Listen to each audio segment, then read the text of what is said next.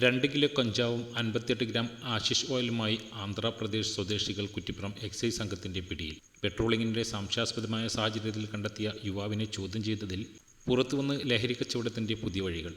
2 kilo കഞ്ചാവും 58 gram Ashish ഓയിലുമായി Andhra Pradesh സ്വദേശികളായ പുട്ടൂരു സായി, മഞ്ജുനാഥ്, ഗണ്ട അർജുൻ നായിഡു എന്നിവരെ കുറ്റിപ്പുറം എക്സൈസ് ഇൻസ്പെക്ടർ PM അഖിലിന്റെ നേതൃത്വത്തിലുള്ള എക്സൈസ് സംഘമാണ് പിടികൂടിയത്.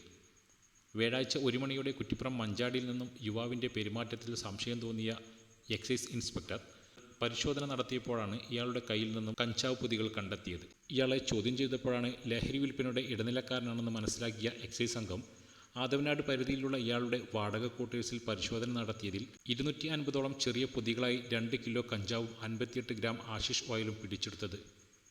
മലയാളിയായ യുവാവ് ചെറിയ പൊതികളായി എത്തിച്ചു നൽകുന്ന ലഹരി വസ്തുക്കൾ കുറ്റിപ്പുറം തിരൂർ റോഡിലെ വിവിധ ഇടങ്ങളിൽ ഒളിപ്പിച്ചു വെക്കുന്നതാണ് ഇവരുടെ ജോലി. കഞ്ചാവ് ഒളിപ്പിച്ചു വെക്കുന്ന ഇടം വീഡിയോ എടുത്ത് വിൽപ്പനക്കാർക്ക് കൈമാറും. ആവശ്യക്കാർ ഓൺലൈൻ വഴി പണം നൽകിയാൽ ഒളിപ്പിച്ചു വെച്ച സ്ഥലം കൈമാറിയാണ് വിൽപ്പന നടത്തുന്നത്. കഞ്ചാവിൻ്റെ ചെറുപൊതികൾ വിവിധ ഇടങ്ങളിൽ ഒളിപ്പിച്ചു വെക്കുന്നതിനിടയിലാണ് ഇവർ പിടിയിലായത്. Kuttippuram excise inspector PM Akhil, assistant excise ഓഫീസർമാരായ P Praghosh, K Ganesh, preventive ഓഫീസർമാരായ AV Lenin, Abhilash, Chikkadimangalam, P Divya എന്നിവരും ലഹരിവേട്ട സംഘത്തിലുണ്ടായിരുന്നു.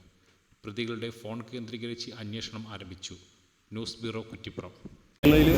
ഒരു മഞ്ചാടി എന്ന സ്ഥലത്ത് നിന്ന് ചെറിയൊരു ഇത് കിട്ടി. നമ്മൾ പരിശോധിക്കുമ്പോൾ ചെറിയൊരു സ്മോൾ ക്വാണ്ടിറ്റി കഞ്ചാവും കാര്യങ്ങളും കിട്ടിയിട്ടുണ്ടായിരുന്നു. പിന്നെ ഇവരെ ഓഫീസിൽ കൊണ്ട് ചോദ്യം ചെയ്യുന്നതിലാണ് ഇങ്ങനെ എവിടെയാണ് താമസം.